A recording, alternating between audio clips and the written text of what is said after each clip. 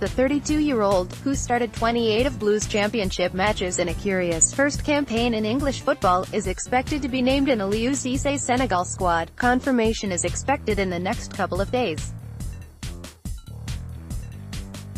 The Cité arrived at Blues last summer, fresh from having captained Angers to the final of the French Cup. He did so on a 2-year deal, on relatively handsome wages and with the praise of Harry Redknapp ringing in his ears. However, it has been an up-and-down season for both club and player, one that could end on the highest stage of all. We look back at how he's fared and what's in the future. First sighting Ndoye appeared a few days into Birmingham City's training camp in Stegersbach, Austria. His very first involvement in training saw him muscle Lukas Jutkovic off the ball and smack the striker in the mouth with a swinging arm. His first involvement in a pre-season game came towards the end of the camp, a 2-0 victory over Hapoel Irani Kiryat Shmona. He replaced Craig Gardner on the hour and, standing near the center circle, immediately swept a square pass into touch. He did, though, settle and look strong against modest opposition. "We had the wardrobe before, I think we call him the Cité," Harry Redknapp quipped afterwards. "He will be a big mauler in there, he will put his foot in there, win tackles, win challenges, pass it okay, strong in the air, imposing figure. He will break up attacks for you." And so pre-season continued, tackles were won, passes were made, others were not. First interview in July. Ndoye gave him first interview since arriving at the club, at his own request. Redknapp had given Jeff Viteri the brief of finding the next Papa Bouba Diop. He returned from France with the Senegal international, and acted as a translator for the press conference. "My personal ambition is to do as well as I can. I always give my maximum on the field. Like I did last year at Angers," Ndoye said. "As a team, I am thinking about nothing but progression to the playoff positions.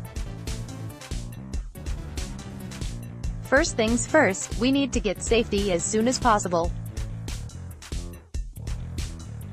Let's start well, get safe, and go on from there throughout the season." Full debut, Image, EMPICS Sport. That came at Ipswich Town, a 1-0 defeat in which he played the full 90 minutes, after which the statistics told a revealing tale. Sat in front of the back four. Ndoye completed just 41% of his 41 passes, but won 19 headers, the same as the entire Ipswich team put together. Mick McCarthy drooled. Birmingham's jury remained out and remained so for the duration of the first 5 games. Ndoye was taken off after 45 minutes of the disappointing 0-0 home draw with Bolton. Dropped. Redknapp left him out of the starting lineup against Norwich as he experimented by fielding 6 new debutants. A 1-0 defeat at Carrow Road didn't provide too many answers, and Ndoye was back for the following game at Leeds United 3 days later. Even a decent showing at Elland Road left Redknapp admitting things had not gone smoothly. "I have seen him play in France and I was thinking, what's happened to him?" Redknapp wondered. "I spoke to his ex-manager, who is a fantastic coach, and he said, 'Harry, he's a great player, it's difficult, he's learning, he doesn't speak English.'" A game later, Redknapp was gone. It was under caretaker Lee Carsley that he had his best chance to open his Blues account, against Sheffield Wednesday, when Jeremy Boga slipped him behind the defence. Joe Wildsmith came rushing out and Ndoye lifted the ball into the Tilton Road end.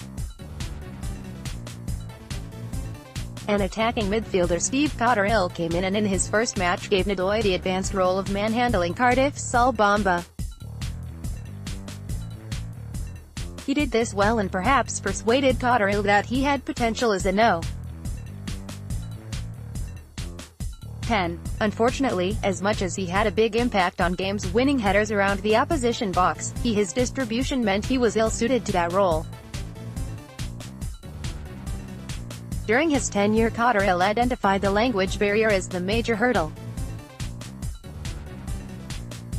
If you can put yourselves in an environment where you work and you don't speak French and you are over in France, how long is that going to take you before you get to know what's going on around you, your teammates? As regards getting him, Ndoye, up to speed with his language first of all would help him.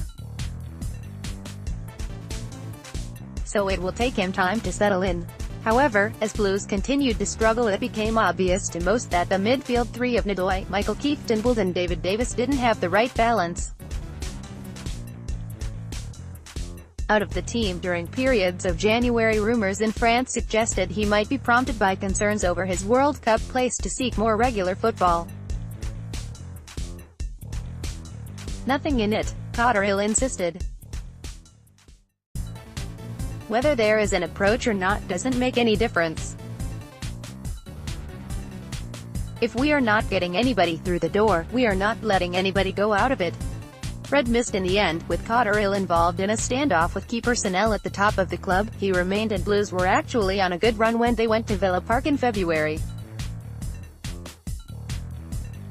However, they seemed overawed by the occasion, and not just the young players, as Cotterill claimed. Yes, it might have been different had Sam Gallagher accepted his chance towards the end of the first half, but by the end the gulf was apparent. And also by the end, Ndoye had been given his marching orders, sent off for a needless wrestling match with John Terry.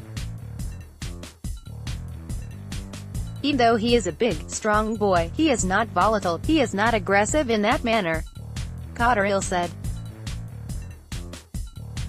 In his broken English he said that somebody had grabbed hold of him, but that's as far as I have got with that. Whether he pushed him away, I don't know. For Cheek to get involved in that and him sent off, I am not quite sure about that. The climb to safety, Cotterill went and was replaced by Gary Monk, who waited 5 games before he gave the midfielder a start, in the gutsy 1-0 win at Bolton, in which Ndoye played well. Monk had him in and out of the side, and where he did use him, often did so with his defensive quality in mind, rather than as an offensive weapon. Ndoye watched the final game of the season, the 3-1 win over Fulham, from the bench. Cult figure for all of his aerial and physical strengths, and his technical issues, Ndoye has developed something of a cult following at St Andrews. Everyone can see what he brings to the team, and what he doesn't, but similarly everyone can also see the high work ethic and professional approach. He has often been one of the main players who interact with the supporters during games, and when stopped around the environs of the ground happily gives his time. He clearly understands the importance of the bond between team and fan base. A closing interview, Ndoye spoke to match program Blues News before the Fulham game and gave an interesting insight into his first season in English football. I feel I have a good connection with the fans. When I am playing I can hear them talking, chanting, cheering us on, he said. The fans can judge me on what they see on the pitch. I give everything I have, I stay professional and give my all for the team every time I play. The supporters that come to watch you, they don't get paid, they are here to support you, singing and here to back you up. So I believe that I should give everything I have got to make them happy to gain their respect back. And now, more than likely it is off to Russia for the World Cup, where Senegal face Poland, Japan and Colombia. He has played in every one of the last 5 internationals, a couple of times off the bench but also in the starting lineup. When he does make the global jamboree, he will need a break before returning to Blues. If Senegal are eliminated in the group stages, that will begin on June 28. However, if they progress they would still be playing on July 2 to 3. The The quarter-finals are on July 6 to 7. He will return to Wassails on a different timetable than the rest of the squad, and that could be an issue in Gary Monk's mind. Expect Ndoye to apply himself diligently when he does return, though.